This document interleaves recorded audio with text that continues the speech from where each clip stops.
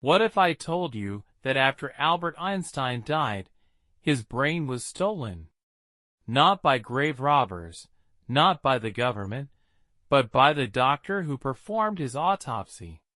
This is the bizarre true story of how the greatest mind in history had his brain secretly taken, sliced up, hidden in jars, driven across the country in a beer cooler, and rediscovered decades later in a box.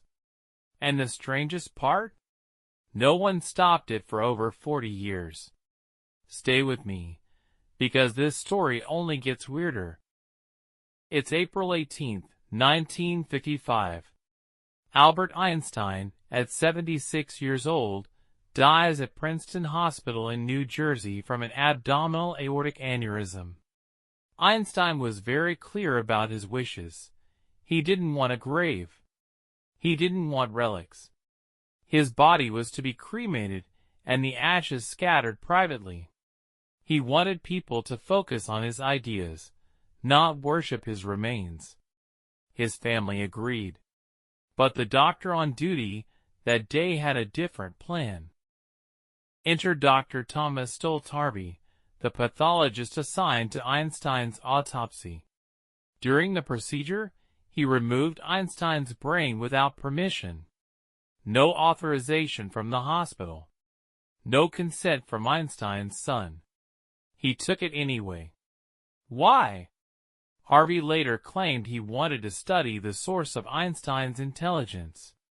But at the time, he had no research team, no lab, and no legal right to possess it. And it didn't stop there. He also removed Einstein's eyes and handed them to Einstein's ophthalmologist, Dr. Henry Abrams, who supposedly kept them locked in a New York safety deposit box. Enter Dr. Thomas Stolz-Harvey, the pathologist assigned to Einstein's autopsy. During the procedure, he removed Einstein's brain without permission. No authorization from the hospital. No consent from Einstein's son. He took it anyway. Why? Harvey later claimed he wanted to study the source of Einstein's intelligence. But at the time, he had no research team, no lab, and no legal right to possess it. And it didn't stop there. He also removed Einstein's eyes and handed them to Einstein's ophthalmologist, Dr. Henry Abrams, who supposedly kept them locked in a New York safety deposit box. From the late 1950s to the 1970s, Einstein's brain practically vanished from public awareness.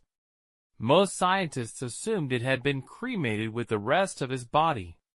But Dr. Harvey was quietly keeping it, first in his basement, then in his office, then in a box in Wichita, Kansas. He occasionally mailed small samples to a few researchers, but no major studies came out of it. It became a legend. Some thought it was a myth, until a journalist went looking. In 1978, a journalist named Stephen Levy from New Jersey Monthly set out to find the truth. After some digging, he tracked Harvey down. When he asked about the brain, Harvey said, "You want to see it?" He walked to the back, opened an old box labeled Costa Cider, and pulled out 2 mason jars. Inside, slices of Einstein's brain suspended in preserving fluid. After that, interest reignited.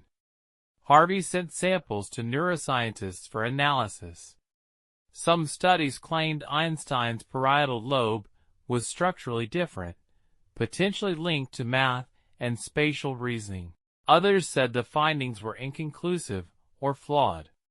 To this day, scientists still debate whether anything unique was really there. Harvey eventually lost his medical license and faded into obscurity. He died in 2007. But parts of Einstein's brain survive.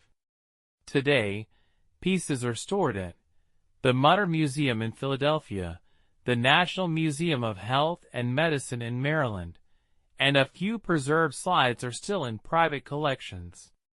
The eyes? reportedly still locked in a vault in New York.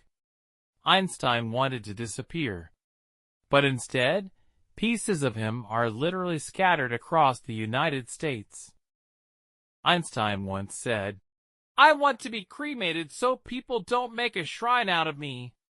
And instead, his brain was stolen, sliced up, hidden in jars, lost, rediscovered, and displayed in museums. One of history's greatest minds, turned into a secret collection.